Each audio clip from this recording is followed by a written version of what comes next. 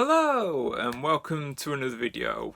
This time it's just a quick vlog. I'd like to, so there's no script or anything, and so everything's unrehearsed. I'm just speaking off the hip, and I'd like to talk about standalone controllers, why I like them, and why, for now at least, I don't think I'll be investing in one.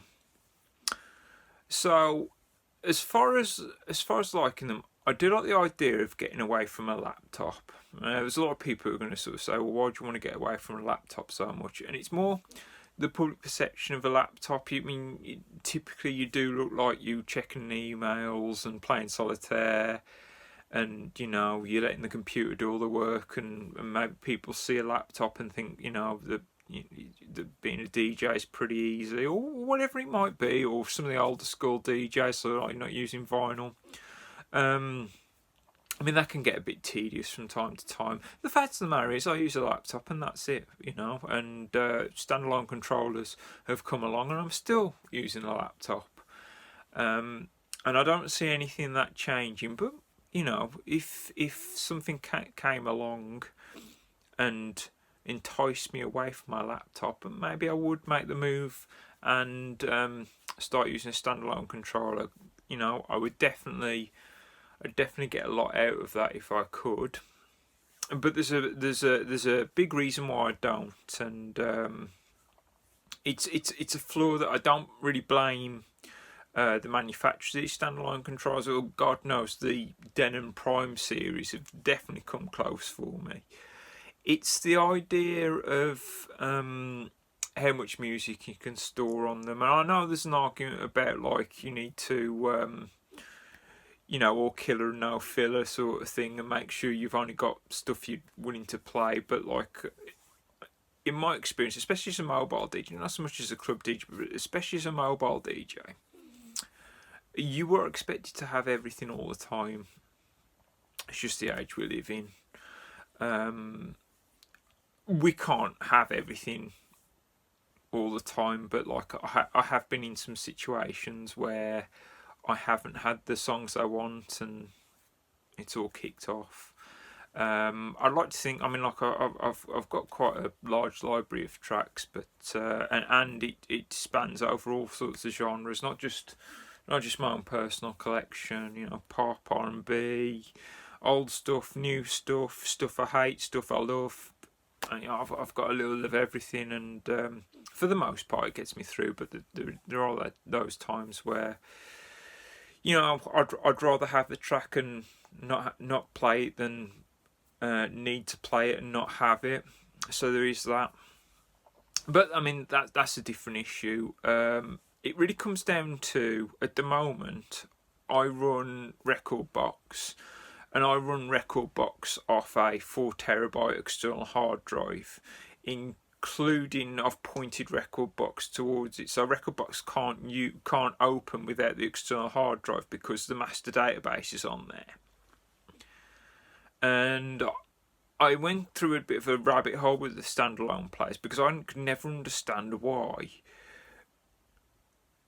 all the analyze information is on that hard drive. Everything is on that hard drive. Why can't I simply just plug that hard drive into a standalone controller and use it the same way as I would a laptop? Well, it turns out there's a very good reason why you have to have a separate external drive or a pen drive or anything. It's a licensing on what's known as a file system. Now, Windows uses a file system called New Technology File System, and it's a great file system. Apple has their own, I believe. I'm not too familiar with what Apple use. But standalone controllers, they're kind of stuck with what was used on computers in the 90s, and it's sort of it's a free to use file system. It's no licensing. It's what's known as file allocation table.